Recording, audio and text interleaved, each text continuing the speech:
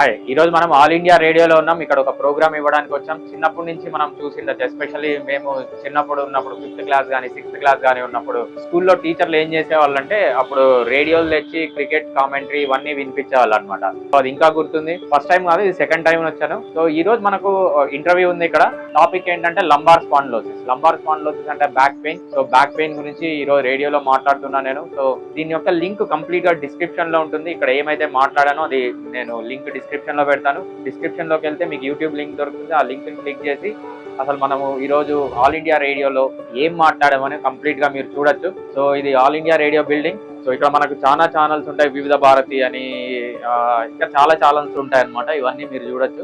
Mostly ఏమవుతుందంటే మన చిన్నప్పుడు జ్ఞాపకాలని గుర్తొస్తున్నాయి. సో చిన్నప్పుడు ఆ డబ్బాలు పట్టుకొని తిరిగాలి, ఎస్పెషల్లీ మా టీచర్స్ అనమాట. మేము ఇంకా చిన్న పిల్లలు ఉండేవాళ్ళం. ఎస్పెషల్లీ 96 వరల్డ్ కప్ ని వీళ్ళు ఆ చిన్న బాక్స్ లో పెట్టుకొని ఇట్లా చెవుల దగ్గర పెట్టుకొని వినేవాళ్ళు అనమాట. అది ఒక్కొక్కసారి స్టేషన్ మిస్ అయిపోతుంటుంది, దాన్ని ట్యూన్ చేయడము ఇవన్నీ బాగా గుర్తొస్తున్నాయి. సో ఇంకోటి ఏంటంటే 96 వరల్డ్ కప్ అప్పుడు టీవీలు చాలా మంది ఇంట్లో ఉండేవి కాదు. అప్పుడు వీళ్ళు ఏం చేసేవాళ్ళంటే ఒక 10 మందిని స్టూడెంట్స్ చుట్టూ కూర్చోబెట్టి మధ్యలో ఒక రేడియో పెట్టి, సో ఆ రేడియో కూడా అందరికి బాగా వినిపించేది కాదనమాట. ఒకరు చెవు దగ్గర పెట్టుకొని విని దాన్ని ఏమవుతుందో, ఎవరు అవుట్ అయ్యారు, ఎవరు క్యాచ్ పట్టేవాళ్ళని అందరికీ చెప్పేవాళ్ళు. అంత వాయిస్ కూడా అంత లోగా ఉండేది. కానీ ఇప్పుడంతా మనకు ఇవన్నీ ఈ ఫోన్ లోకి వచ్చేసాయి. సో మనం ఈరోజు కంప్లీట్ గా లంబార్ స్పాండిలోసిస్ గురించి మన ఇంటర్వ్యూని కింద లింక్ లో చూద్దాం. Thank you.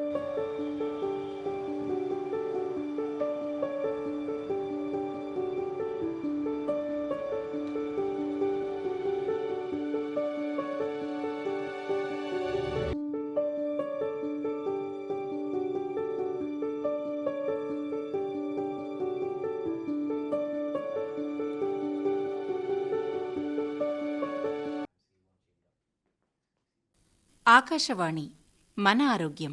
ఈరోజు మన ఆరోగ్యం కార్యక్రమంలో లంబార్ స్పాండిలోసిస్కు గల కారణాలు, చికిత్సా విధానం గురించి హోమియో వైద్యులు డాక్టర్ పి భరద్వాజ్ గారితో పరిచయం వింటారు. మన ఆరోగ్యం కార్యక్రమానికి స్వాగతం. ఈరోజు మనం లంబార్ స్పాండిలోసిస్ గురించి తెలుసుకోబోతున్నాము.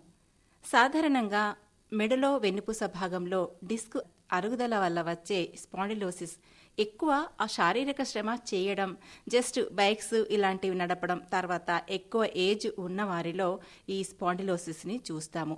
అయితే ఇదే పరిస్థితి ఈ లంబార్ స్పాండిలోసిస్ నడుం భాగంలో అరుగుదల వల్ల వస్తుంది.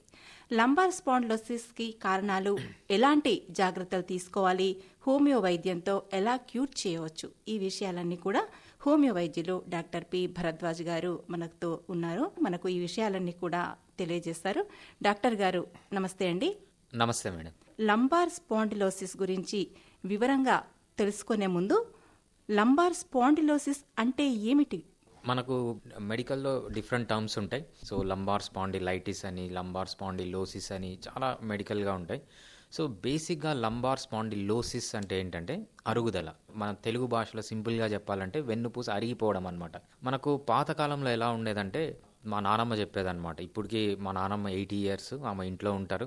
సో ఆమె చెప్తుందనమాట, చిన్నప్పుడు వీళ్ళు కూర్చొని 8 years వాళ్ళందరూ కూర్చొని మాట్లాడుకునేవాళ్ళంట. అరే వీడు ముసలోడు అయిపోయినాడు, వీడికి బ్యాక్ పెయిన్ వచ్చింది, వీడు 80 yearsకే ముసలోడు అయిపోయినాడు అని మాట్లాడుకునేవాళ్ళంట. కానీ ఇప్పుడు ఏం జరుగుతుందంటే మాకు వచ్చే most of the cases 30 years నుంచి స్టార్ట్ అవుతారు. ఇంకొన్ని కేసెస్ అయితే 20 years నుంచే స్టార్ట్ అవుతారు. ఎక్కువ మెయిన్గా మేము చూసేది ఏంటంటే వీళ్ళు మనకు ఆ మధ్య కాల్ సెంటర్స్ అని కొన్ని వచ్చాయి. ఆ తర్వాత ఇప్పుడు సోషల్ ఇన్ఫ్లుయెన్సర్స్ అని, వీళ్ళకి ఏమి వీళ్ళు జస్ట్ కూర్చోవడము, ల్యాప్టాప్ ముందు కూర్చోవడము, టీవీ ముందు కూర్చోవడము, గేమర్స్ ఎక్కువ అయిపోయారు మనకు. సో మాకు వచ్చే వాళ్ళు చాలామంది గేమర్స్ వస్తారనమాట. వీళ్ళు ఏంటంటే గేమింగ్ వాళ్ళకి ఒక ప్రొఫెషన్ అంట వాళ్ళకి.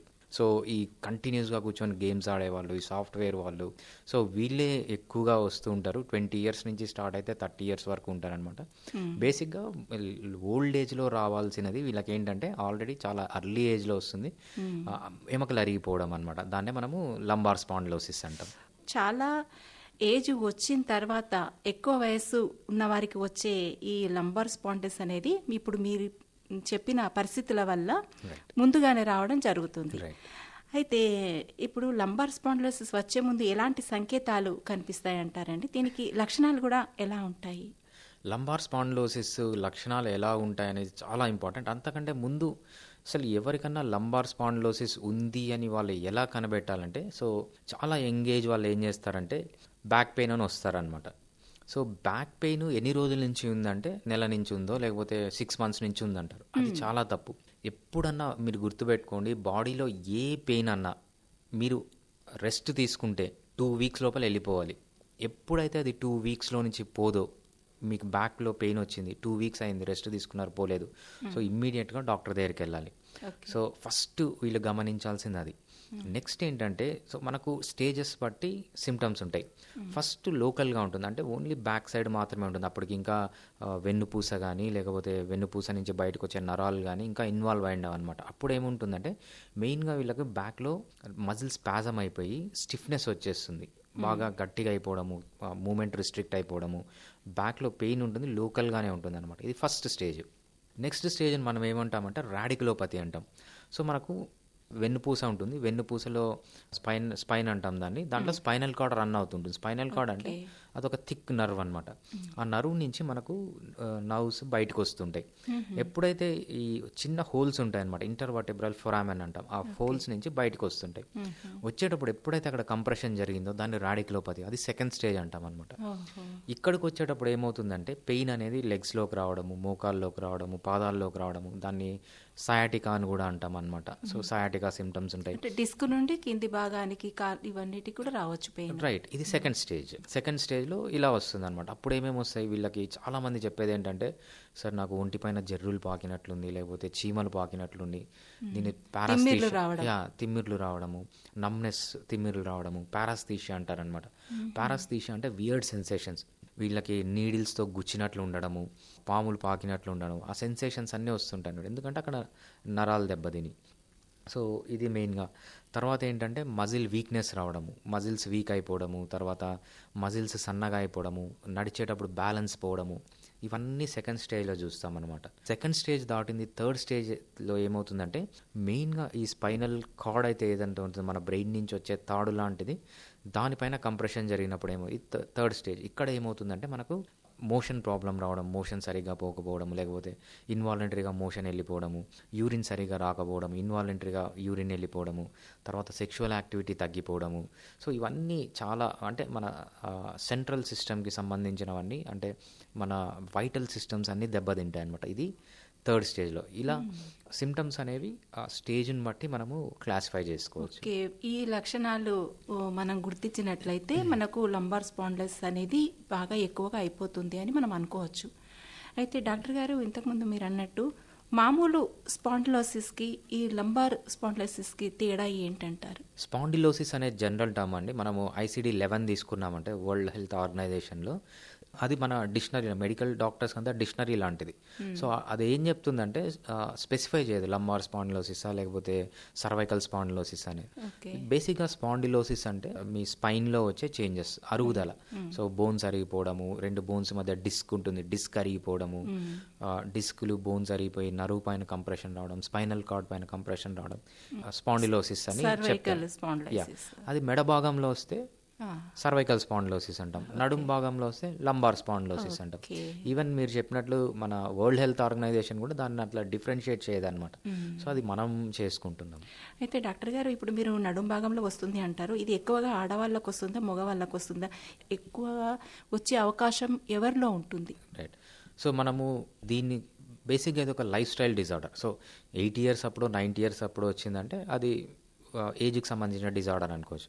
ఇంత త్వరగా వచ్చిందంటే ఇది లైఫ్ స్టైల్ డిజార్డర్. ఈ లైఫ్ స్టైల్ డిజార్డర్ కన్నా మెయిన్గా ప్రతి ఒక్క మనిషికి బిల్డింగ్కి 4 pillars ఉండాలంటారు కదా, ప్రతి మనిషికి ఒక 4 pillars ఉంటాయన్నమాట, చాలా ఇంపార్టెంట్ పిల్లర్స్. సో ఈ పిల్లర్లో ఏది దెబ్బతిన్నా ఇది వస్తుంది. ఆ పిల్లర్స్ ఏంటి అంటే ఫస్ట్ డైట్. సో వీళ్ళు కరెక్ట్ డైట్ తీసుకుంటున్నారా లేదా, మనం ఎటువంటి డైట్ తీసుకుంటున్నారని కూడా హై కార్బోహైడ్రేట్ డైట్. ఎప్పుడైతే హై కార్బోహైడ్రేట్ డైట్ బాడీలో ఉంటుందో, ఎప్పుడైతే బ్లడ్ షుగర్ లెవెల్స్ మీకు పెరుగుతాయో, దీనివల్ల రాని రోగం అంటూ లేదు. సో డయాబెటీస్ నుంచి, లేకపోతే ఆడవాళ్ళలో వచ్చే PCOD ప్రాబ్లమ్స్ నుంచి, లేకపోతే ఫైబ్రాయిడ్స్ అంటాము, PCODs అంటాము, ఎండ్రోమెట్రైటిస్ అంటాం, ఏ డిసీజ్ అన్నా తీసుకోండి. మనం బేసిక్గా ఒబేసిటీని అయితే మదర్ ఆఫ్ ఆల్ డిసీజెస్ అంటాం. సో ఒబేసిటీకి కూడా మెయిన్ రీజన్ హై కార్బోహైడ్రేట్ తీసుకోవడం. ఎప్పుడైతే హై కార్బోహైడ్రేట్ తీసుకుంటామో ఇన్సులిన్ బాడీలో ఎక్కువ ఉంటుంది. ఇన్సులిన్ మెయిన్ ఏంటంటే డీజనరేట్ చేస్తుంది అనమాట, ఇన్ఫ్లమేషన్ ప్రొడ్యూస్ చేస్తుంది బాడీని. ఫస్ట్ రీజన్ ఏంటంటే హై కార్బోహైడ్రేట్ డైట్ తీసుకోవడం. మల్టిపుల్ టైమ్స్, పొద్దున ఒకసారి తింటారు, మధ్యాహ్నం తింటారు, సాయంత్రం తింటారు, రాత్రి తింటారు, మధ్య మధ్యలో టీలు, కాఫీలు, బిస్కెట్లు, కూల్ డ్రింక్లు, బిర్యానీలు, పొద్దున్న నుంచి రాత్రి వరకు షుగర్ యాడ్ ఉన్న ఫుడ్స్ డంప్ చేస్తూనే ఉంటారు. మెయిన్గా ఫస్ట్ రీజన్ వచ్చి అది. సెకండ్ రీజన్ లేటెస్ట్ రీసెర్చ్ ప్రకారం ఏంటంటే స్లీప్, నిద్ర అనేది చాలా ఇంపార్టెంట్.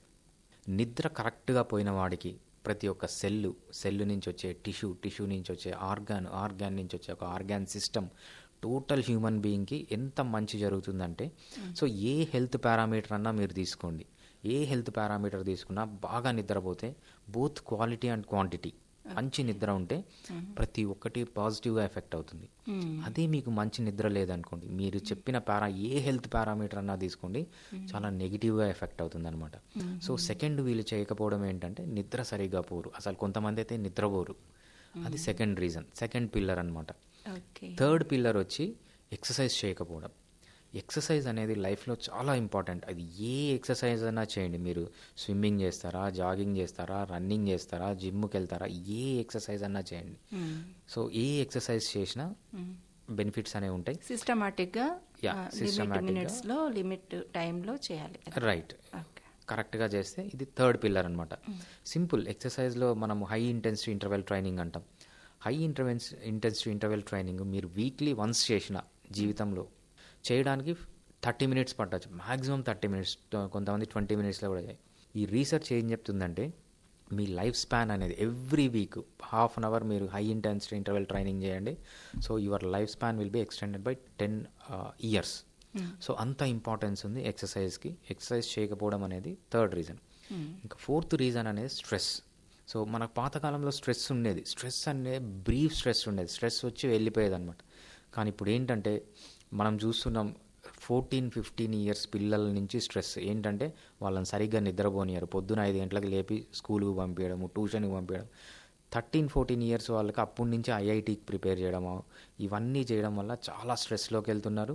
స్ట్రెస్లో ఏమవుతుందంటే మనకు మెయిన్గా క్రానిక్ స్ట్రెస్లో కార్టిజాల్ అనే హార్మోన్ రిలీజ్ అవుతుంది.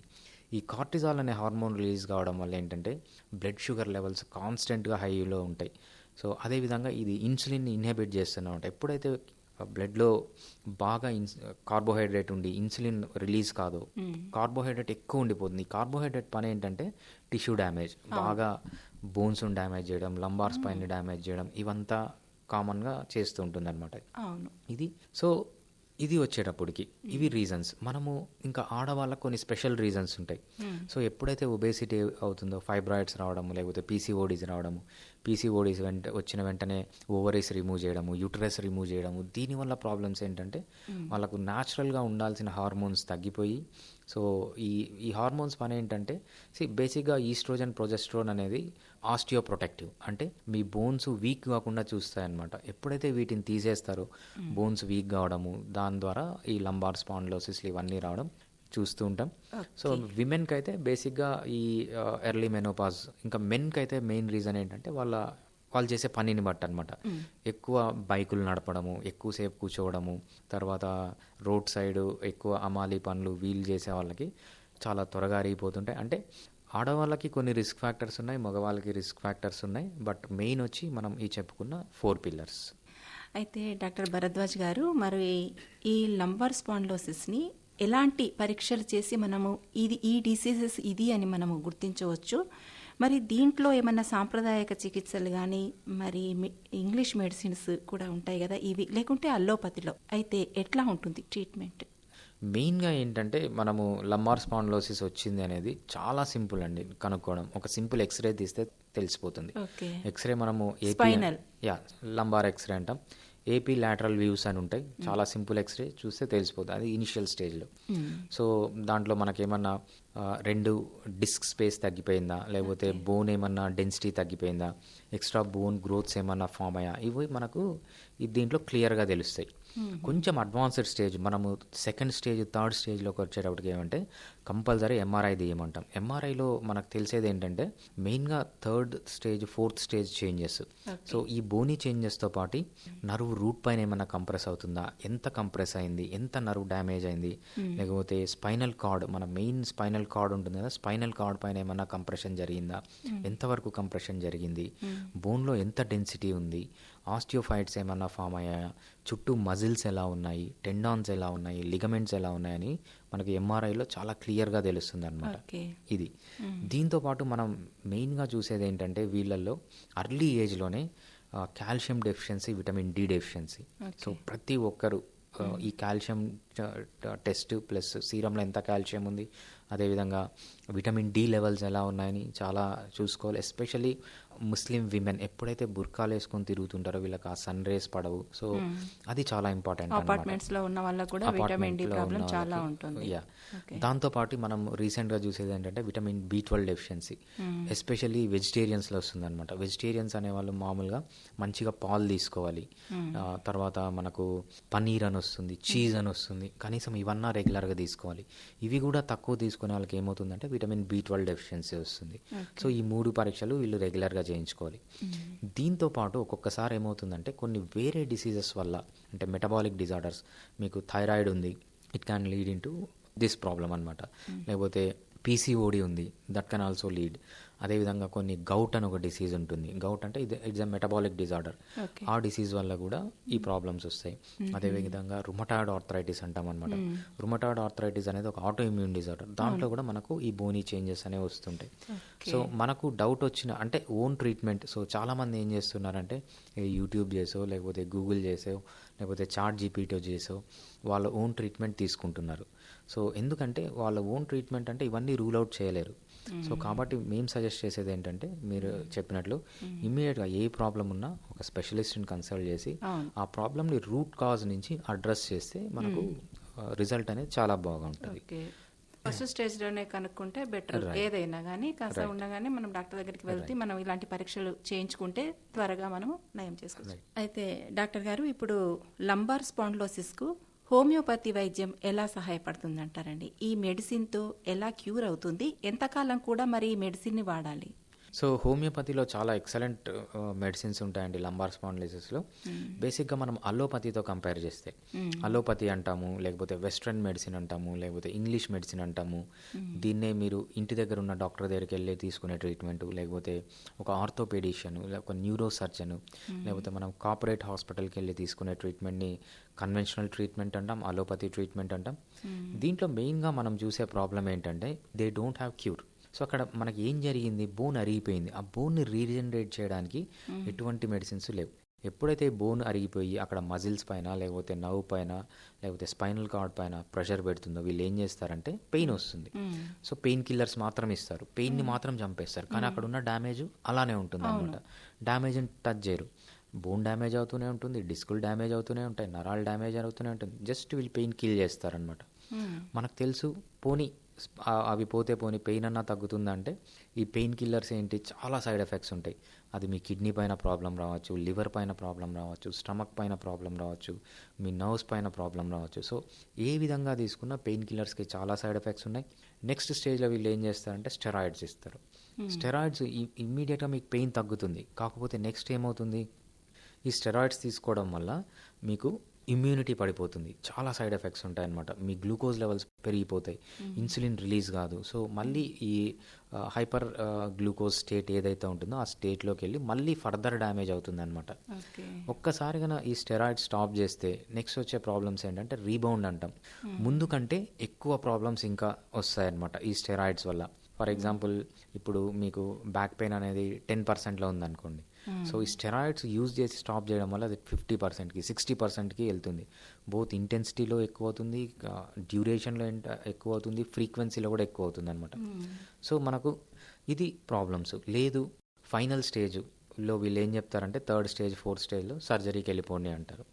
సర్జరీకి పోతే ఏంటి, సర్జరీ అనేది బ్యాక్ మన స్పైనల్ కార్డ్ అనేది చాలా సెన్సిటివ్. అది మన చాలా వైటల్ ఆర్గాన్స్కి, మన రీప్రొడక్టివ్ ఆర్గాన్స్కి, లేకపోతే డైజెస్టివ్ ఆర్గాన్స్కి, యూరినరీ ఆర్గాన్స్కి, కింద కాళ్ళకి అంతా లింక్ అయి ఉంటుంది. ఒక్కొక్కసారి ఏమవుతుందంటే సర్జరీ ఫెయిల్ అయితే ఇవన్నీ కంప్లీట్‌గా ప్యారలైజ్ కావడం. సర్జరీ 100% సక్సెస్ రేట్ అనేది ఉండదనమాట. సక్సెస్ రేట్ కూడా తక్కువ ఉంటుంది. సో, ఇంత చేసి సర్జరీ చేసుకున్న చాలా కాంప్లికేషన్స్. సో, బోన్ అనేది బేసిక్ అక్కడ పాథాలజీని అడ్రస్ కాదు. సో, సర్జరీ అనేది కొంచెం అక్కడ తీసేసి డీకంప్రెస్ చేస్తారు. కానీ ఏదైతే ఆ పాథాలజీ ఉందో అది అలానే ఉండిపోతుందనమాట. సో, సర్జరీ వల్ల మళ్ళీ సైడ్ ఎఫెక్ట్స్, అక్కడ ఇన్ఫెక్షన్స్ రావచ్చు. సర్జరీ చేసినంత మాత్రాన కంప్లీట్‌గా తగ్గిపోయిందని కాదు. మళ్ళీ ఒక 2, 3 ఇయర్స్‌కి మళ్ళీ రావచ్చనమాట. ఇది మనం అలోపతిలో ఎంత తీసుకున్నా ఇన్ని డిసడ్వాంటేజెస్ ఉన్నాయి. డాక్టర్ గారు, ఇప్పుడు మనం హోమియో మెడిసిన్ తీసుకుంటే మనం స్టార్టింగ్ స్టేజ్లో గుర్తించి హోమియో మెడిసిన్ స్టార్ట్ చేస్తే బెటర్ అనుకుంటా. మరి ఇది ఎట్లా, హోమియో మెడిసిన్ ఎలా పనిచేస్తుంది లంబార్ స్పాండిలోసిస్కి, ఈ విషయం? చాలా మంచి క్వశ్చన్ అండి. ఎందుకంటే మీరు చెప్తున్నారు చాలా త్వరగా స్టార్ట్ చేస్తే ఎలా ఉంటుంది. త్వరగా స్టార్ట్ చేస్తే రిజల్ట్ అనేవి చాలా బాగుంటాయి. సో, ఎందుకంటే ఇనీషియల్ స్టేజ్లో వచ్చింది అనుకోండి, హోమియోపతిలో ఎక్సలెంట్ మెడిసిన్స్ ఉన్నాయి. సో, మీకు ఏదైతే బోన్ అరిగిపోయిందో ఆ బోన్ని రీజనరేట్ చేయొచ్చు. ఏదైతే నర్వ్ డ్యామేజ్ అయిందో ఆ నర్వ్ని కొద్దిగా రీజనరేట్ చేయొచ్చు. స్పైనల్ కార్డ్ని లైట్గా, దానిపైన మైలిన్ షీట్స్ అవన్నీ ఉంటాయి, అవన్నీ కొంచెం రికవరీ చేయొచ్చు అనమాట ఇనిషియల్ స్టేజ్లో. మనకు డిస్క్ అంటాము, ఇవన్నీ రికవర్ చేయొచ్చు ఇనిషియల్ స్టేజ్లో. సో, అదే లేట్ స్టేజ్లో వచ్చారనుకోండి, రికవర్ చేయొచ్చు కానీ అంత రికవర్ చేయలేమన్నమాట. సో, మేబీ ఇనిషియల్గా వస్తే ఇమ్మీడియట్గా మీరు నార్మల్ స్టేజ్కి వెళ్ళిపోవచ్చు. కాకపోతే లేట్ స్టేజ్ అయిందనుకోండి, అప్పుడు ఏమవుతుందంటే రికవరీ అనేది చాలా కష్టమవుతుంది, స్లో అవుతుంది. సో, బాగుంటుంది. కాకపోతే మీరు చెప్పినట్లు మాకు వచ్చే కేసెస్ ఏంటంటే, బ్యాక్ పెయిన్ వస్తే అన్ని పెయిన్ కిల్లర్స్ తీసుకొని ఒక 10 మంది డాక్టర్లను తిరిగి కొన్ని సంవత్సరాల తరబడి అయిపోయిన తర్వాత లాస్ట్కి వస్తారనమాట. వాళ్ళు ఎప్పుడైతే ఇంకా మీరు మెడిసిన్స్ పని అయిపోయింది, సో మెడిసిన్స్ ఇంకా మీకు పని చేయవు, మీ లివర్ డ్యామేజ్ అయింది, కిడ్నీ డ్యామేజ్ అయింది, అన్ని సైడ్ ఎఫెక్ట్స్ వచ్చేసినాయి, డిసీజ్ కూడా ఎక్కువైపోయింది, ఇంకా మీరు ఏంటంటే ఫైనల్గా సర్జరీకి పోవాలి. సర్జరీ చేస్తే మీరు మళ్ళీ లేచి నడుస్తారో లేదో కూడా డౌటే, మీరు డిసైడ్ చేసుకొని రండి అన్నప్పుడు వీళ్ళు ఏం చేస్తారంటే అప్పుడు చూస్తారు గూగుల్లోకి వెళ్ళి, అది మళ్ళీ గూగుల్లోకి వెళ్ళి లేకపోతే యూట్యూబ్లో వీడియోలోకి వెళ్ళి చూస్తారు, ఎవరో హోమియోపతి డాక్టర్ చెప్పింటారంట మంచి అప్పుడు వస్తారనమాట. సో, అప్పుడు వచ్చినా కూడా చాలా ఎక్సలెంట్గా మెడిసిన్స్ ఉంటాయి. మాకు వచ్చే కేసెస్ అన్నీ ఎక్కువ ఇవే ఉంటాయి. వీళ్ళు ఏం చేస్తారంటే ఒక 100 కేసులు వచ్చాయనుకోండి మా దగ్గరికి, సార్ ఇమ్మీడియట్గా మాకు అలోపతిలో రేపు సర్జరీ చేయించుకోమన్నారు అని వచ్చారనుకోండి, దాంట్లో మేము ఏం చేస్తామంటే 95 మందికి సర్జరీ వరకు పోకుండా కాపాడచ్చు అనమాట. అంత సివియర్ కేసెస్లో కూడా ఈ 100 మందిలో 95 మంది వెళ్ళారు. ఇంకా 5 మెంబర్స్ అన్ఫార్చునేట్ పీపుల్ ఉంటారు. ఎందుకంటే వాళ్ళకి ఆల్రెడీ బాగా డ్యామేజ్ అయి ఉంటుంది, 3rd స్టేజ్లో ఉంటుంది, స్పైనల్ కంప్రెషన్ జరుగుతూ ఉంటుంది, ఏజ్ కూడా ఎక్కువే ఉంటుంది, తర్వాత వాళ్ళ ఫిజికల్గా కండిషన్ కూడా బాగుండదు. వీళ్ళు ఒక 5% వాళ్ళు కంపల్సరీ సర్జరీకి వెళ్తారు. బట్ సర్జరీ పోస్ట్ చేసిన వాళ్ళు 95 మంది హోమియోపతి ట్రీట్మెంట్ తీసుకుంటే, సో అంటే కంప్లీట్గా రివర్స్ చేయలేం కానీ సర్జరీ వరకు పోకుండా వీళ్ళని లైఫ్ లాంగ్ కాపాడుతుంటూ రావచ్చు. సో, ఇవైతే చాలా కేసెస్ ఉన్నాయి మన దగ్గర. లేదు మీరు చెప్పినట్టు అర్లీగా వచ్చారంటే ఇంకా హోమియోపతి ట్రీట్మెంట్కి తిరుగులేదు. మెడిసిన్ తీసుకోవడం చాలా మంచిది, తొందరగానే క్యూర్ అవుతుంది. అంటే దాదాపు ఒక 2-3 నెలలు వాడితే సరిపోతుంది అంటారా? హోమియో మెడిసిన్ ఎంతకాలము కంటిన్యూగా వాడతారంటారు? రైట్. సో, మనకు 3rd స్టేజ్ కానీ 4th స్టేజ్ కానీ ఉంటే మనకి ఏంటంటే లైఫ్ లాంగ్ వాడాల్సి వస్తుంది. లేదు అర్లీ స్టేజ్లో ఉందంటే కొన్ని రోజులు వాడి మానేయచ్చు. సో, మనకు హోమియోపతిలో అడ్వాంటేజ్ ఏంటంటే మీరు రెగ్యులర్గా మెడిసిన్ తీసుకున్న, సంవత్సరాల తరబడి తీసుకున్న సైడ్ ఎఫెక్ట్స్ అనేవి ఉండవు అనమాట. సో, సైడ్ ఎఫెక్ట్స్ ఉన్నా కూడా చాలా కొద్దిగానే ఉంటాయి. ఆ సైడ్ ఎఫెక్ట్స్ని కవర్ చేయడానికి కూడా మన హోమియోపతిలో చాలా మంచి మెడిసిన్స్ ఉన్నాయి. బేసిక్గా homeopathy treatment long lasting treatment without side effects, అది మెయిన్గా అలోపతికి మనకి డిఫరెన్స్ వస్తుంది. అదేవిధంగా ఎంత క్విక్గా జరుగుతుందంటే కొన్ని కేసెస్లో అలోపతి కంటే క్విక్గా రిలీఫ్ ఉంటుంది. పెయిన్ అనేది మనం ఇమీడియట్గా తగ్గించేస్తాం. సో, హోమియోపతి డాక్టర్కి పెయిన్ తగ్గడం అనేది కష్టం కాదు. ఎందుకు మనం రెగ్యులర్గా మెడిసిన్ తీసుకోమంటామంటే ఆ బోనీ చేంజెస్ని రివర్స్ చేయొచ్చు, ఫర్దర్గా బోన్ డ్యామేజ్ కాకుండా కాపాడచ్చు, సో నర్వ్ డ్యామేజ్ కాకుండా కాపాడచ్చు, అక్కడ టెండాన్స్, లిగమెంట్ ఏవైతే ఉన్నాయో వాటి అన్నిటిని ప్రొటెక్ట్ చేయొచ్చు.